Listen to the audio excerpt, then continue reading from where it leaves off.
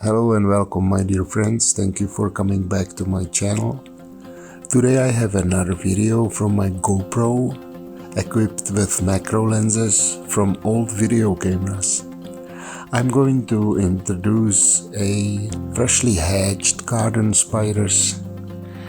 Those particular ones are Araneus diadematus species, and they are characteristically yellow with a single round black spot on their back.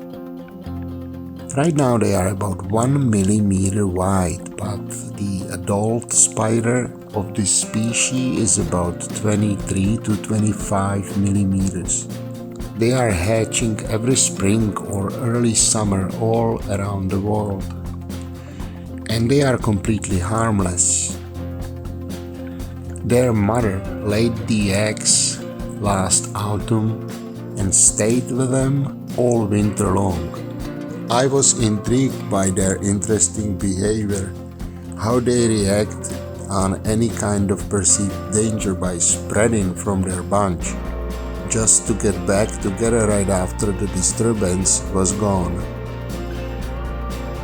I'll let you watch them, and while you're doing that, let me ask you to like the video. And if you're finding my content interesting, please subscribe to my channel.